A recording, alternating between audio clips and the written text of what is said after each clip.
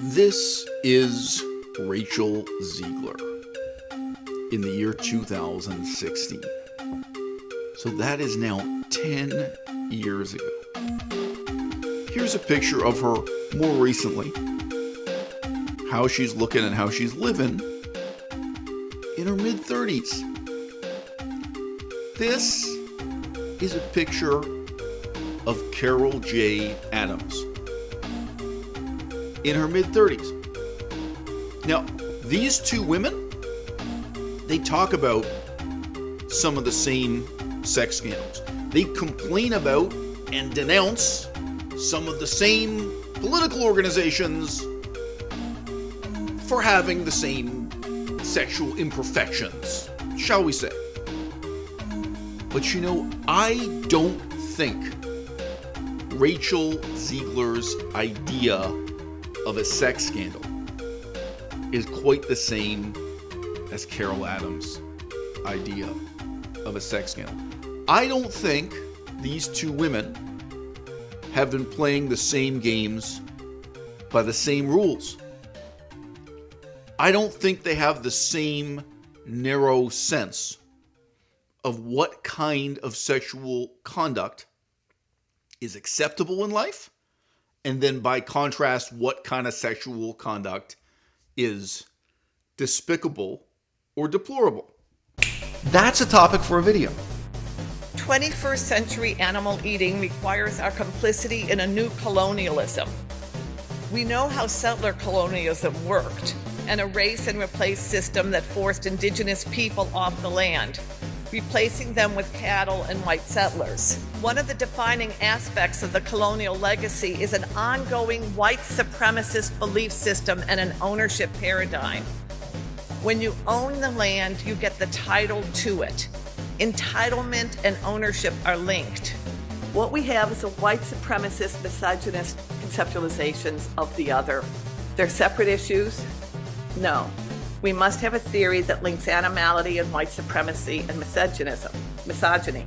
Your hamburger comes with a dose of misogyny. So, the intersection of race, gender, and species is always happening.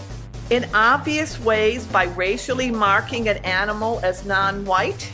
Now, this doesn't happen a lot, where the animals are marked as non-white. So this is unusual, but when it happens, it's often with beavers. This is actually a three-dimensional sign in upstate New York, so that if you're looking at it from the side, her breasts jut out. So meat advertisements are saying something about race as well as gender and species. We have animalized, racialized women and feminized, sexualized, and racialized animals. Who do you think made better use of their time in the last 10 years? Rachel Ziegler, Carol J. Adams, or me? And when you look at the lives these three people have led, each of us eccentric, each of us very much playing by our own rules, marching the beat of our own drum, no question. We're all renegades. Carol and Rachel and I. You know what? Who has led a better life? Who has done something more meaningful with their limited time and opportunities? And in all three lives, like, if you're really being honest, was sex the best or the worst part of our lives? Even if you focus on the sex scandals. Were my sex scandals the worst thing to happen to me or the best? Carol, same question. People are afraid to come on YouTube. People are afraid to come on the internet and keep it real and tell it like it is because they're afraid of this. You tell me, who should be afraid of whom in this equation? If you really think that what you're producing has substance, has merit, that it's still going to be meaningful 5 years from now, or 15 years from now, or 50 years from now, if you think you're coming on the microphone and saying something that is really worth recording and sharing with the world, then you shouldn't be afraid of any of this bullshit. If you do a book review and you haven't read the book, you should be ashamed of yourself, right or wrong. If you've read the book, right, and if the writer wrote the book, all right, then we're on one level. right? Like one person is being a sincere creator of content and someone else is being a sincere critic, and that's good for everybody. Steel sharpens steel. Everyone in my audience is welcome to criticize me. Everyone is welcome to criticize my YouTube videos, including you. Every relationship is a democracy of two. And when you disagree, then you have to look around and figure out who is going to make the tie-breaking vote. Guys, I do not regret my first marriage at all. I don't regret meeting her. I don't regret falling in love with her. I don't regret marrying her. And I also don't regret getting divorced. I regret none of it. Okay? And I could say something similar for the relationships, plural, that I've been through in the last 8 years. There's a big difference between saying this was not my choice and saying the choices that I did make now are something that I regret in retrospect.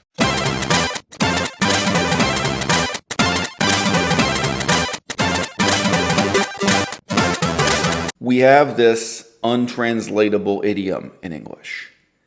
It comes with the territory. Good luck explaining the meaning of that phrase to someone born and raised in China, Laos, Thailand, or Cambodia. I think I've tried them all. Really a uniquely American phrase. Really comes out of the American genocidal colonial experience. If you stop and think about it for a minute, you know exactly what kind of territory they're talking about. You know exactly what comes with it. Story I'm covering in this video.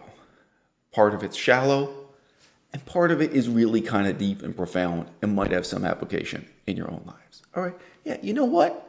People say bad things about me on the internet.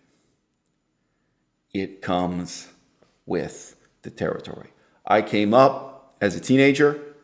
I was involved in theater, acting, stand-up comedy, and I knew other people who were at varying degrees of commitment to that lifestyle. And I knew people in Toronto who were part of the hip-hop scene, becoming rappers. I knew a couple people actually in the punk rock scene at that time too. I mean, rap in Toronto was booming. It was huge. Sorry, I mean, I know people don't think of Toronto that way, but really it was another one of those centers for, recording artists. All this stuff was going on. And people come to you and say, oh, yeah, I love acting. It's my dream. This is what I want to do with my life. But I hate going to auditions. And I hate having people talk about me behind my back and say I'm too fat or I'm too thin or I'm too pretty for this part even. That happens in acting. You want to roll as a gangster or something and you're too pretty to be the gangster role. Whatever it is, Oh, yeah. And I can't stand being judged and I can't stand... And you know what? Maybe you don't like acting because it comes with the territory. If you think you want to be a rapper, but you can't stand to have other people say insulting things about you and your mom and your girlfriend or your boyfriend or your sex life or whatever, if you can't stand to have people insult you in rhyming couplets set to a beat, you know what? If you can't put up with the kind of confrontations that happen on stage and off stage, maybe what you want really is not to be a rapper because it comes with the territory. People are afraid to come on YouTube. People are afraid to come on the internet and keep it real and tell it like it is because they're afraid of this. I got a two-part answer to this, okay? Part of me wants to say, don't be afraid, okay? You know what the truth is, though? You know what the deeper truth is, okay? It's relative to the merit of the content you're producing. If you really think that what you're producing has substance, has merit, that it's still going to be meaningful 5 years from now, or 15 years from now, or 50 years from now, if you think you're coming on the microphone and saying something that is really worth recording and sharing with the world, then you shouldn't be afraid of any of this bullshit. And if and when people step to you people write to you saying that they think your content is offensive or shallow or evil or should be canceled, you should be in a position to write back to them and say you're damn wrong.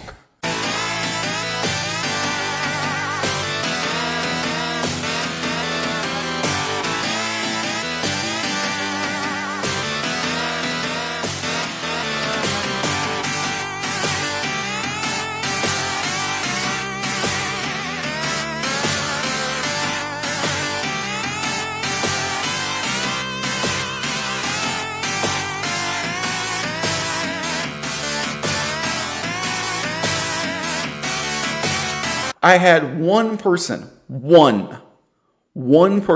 to me saying that she thought my videos about Hitomi Mochizuki were offensive. It is very likely her opinion was just based on seeing the thumbnail, maybe the title, and not clicking on the video.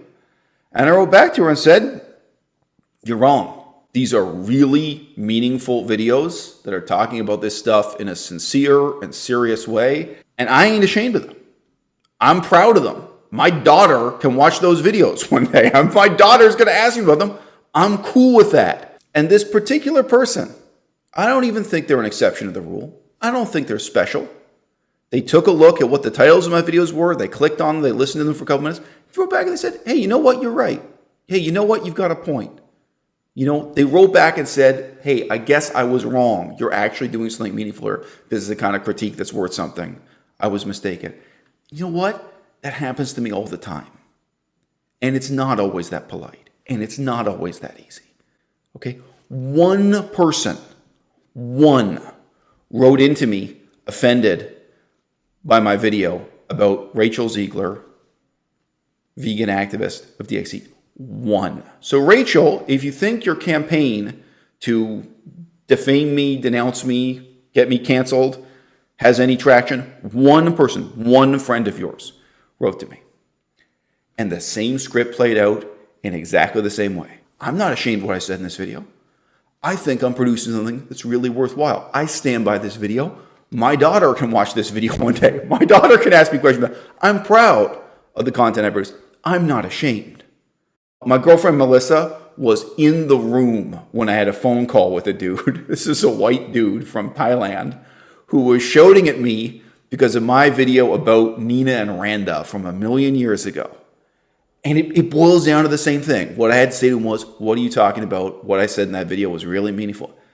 And he hadn't even seen the video. I've been through that with other YouTubers too, where they jump on a bandwagon. Okay, you tell me, who should be afraid of whom in this equation? If you do a book review and you haven't read the book, you should be ashamed of yourself, right or wrong. If by dumb luck you manage to give a really accurate analysis of a book you haven't read, you should still be ashamed of yourself. If you've read the book, right, and if the writer wrote the book, all right, then we're on one level, right? Like one person is being a sincere creator of content and someone else is being a sincere critic, and that's good for everybody. Steel sharpens steel. Everyone in my audience is welcome to criticize me. Everyone is welcome to criticize my YouTube videos, including you, Rachel. Rachel's got her own YouTube channel.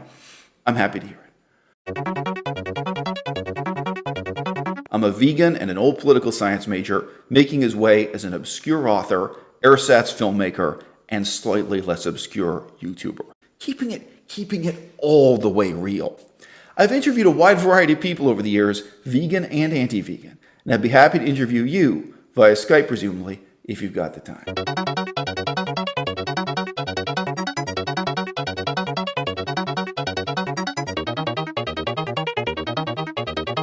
I don't know if Rachel gets a lot of fan mail, and I don't know if Rachel gets a lot of hate mail, all right? But this is clearly neither one. It's not stalking, it's not harassment, it's not hate mail. It's just two content creators on YouTube, and at least one of the two is trying to keep it real. Her reply, I don't know if I really appreciate the narration in this video, especially laughing about the part that anyone can make a website accusing someone. This is not a video that I want to share or have anything to do with. It doesn't feel like support to me. I don't support anyone. I do research, and then I present an informed opinion. Thus the name and the motto, active research and informed opinion. Her reply... Active research and informed opinion. Well, I'm not interested. Yeah, I guess both of us are keeping it real in this conversation. You dug through old personal photos of mine like a creep. What? She didn't see the video. She didn't even see 2 minutes of the video before making this comment. It's not true at all. Editing out parts of me where I sound stupid and where I'm talking about my insecurities. If you continue to do this, I consider it harassment and I will report your page and publicly call you out. Actually, you know what? I don't need to wait for it to happen again. Period. Bye. Quote, I treat men and women equally. You'll find that I offer critique and cross-examination of the politics of Gary Yourofsky, Gary Francione, and innumerable others, all with the same rigor. And no, there's nothing creepy about research. There's nothing creepy about quoting the front page of the newspaper. It's one of the cheapest points that people try to score on the internet is accusing you of having spent many hours, quote unquote, stalking them or like digging through their old Facebook posts, which again, if you think of yourself as a journalist, there's nothing wrong with that. As a journalist, there's nothing wrong with going out, looking through someone's old Facebook posts to find the image you want to find or find the political statement. I've seen journalists go back 20 years in someone's Twitter history to find the one homophobic comment they made 20 years ago and then make a news story out of it. That is legitimate journalism. But no, that's not what I did. I'll ask you in the audience, have you ever put your own name into Google? This is what you get for my name in Google image search. Could be worse. And yeah, if you put Rachel Ziegler's name into Google image search that week, you got the images that I used in that video. Trust me, I put 5 seconds of effort into putting together the images and the video clips used there. As I told you before, I'm not on anyone's side. I'm not supporting you, nor Wayne Seong, nor anyone else. I do research, and I present the audience with an informed opinion. You know the motto. Apparently she did see that message because I got 2 posts that were unreadable to me. I don't know if she tagged me after she blocked me or what, but those never popped up. And that is the end of the conversation. Why come on the internet? And conversely, why cower like a coward and stay off the internet? Why share your opinions with the world? And why keep your opinions to yourself? The number one reason for privacy is that you are afraid of looking like a fool. Here's the wonderful thing about social media in the 21st century. Nobody else can make you look like a fool. You shouldn't be afraid of Rachel Ziegler. You shouldn't be afraid of Socrates. You shouldn't be afraid of Durian Rider or Norwegian. I mean, there's a list of people. There is a quantifiable list of people who've tried their hardest to defame me, denounce me, counsel me. Counsel me.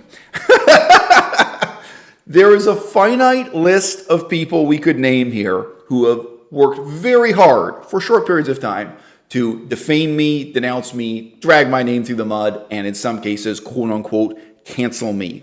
Sometimes making up rumor and innuendo about my sex life and this kind of thing. And guess what? None of it will ever work because all that anyone has to do to debunk it is click on that link, is take that 1 minute, that 1 second to click over and read whatever my actual article was that I'd written, watch whatever video it was I'd put on YouTube, read the actual statement I'd made in writing, whatever the format might be. None of my critics can make me look like a fool. That's not a power anyone in the audience can give them, and it's not a power I give them myself. The only one on the internet who can make you look like a fool is you. So if you believe that the content you're producing has some meaning and that it matters today and tomorrow and tomorrow and tomorrow for the rest of your life and maybe for your children and grandchildren, if you think you're doing something meaningful, then take that risk. Get on the internet, roll up your sleeves, and you can deal with the same mud and blood and calumny and innuendo and cross-examination like every other battle rapper, like every other stand-up comedian, like every other aspiring model and actor who has rumors told behind their back. It's not a risk. It's a certainty. People are going to talk if you are a person worth talking about.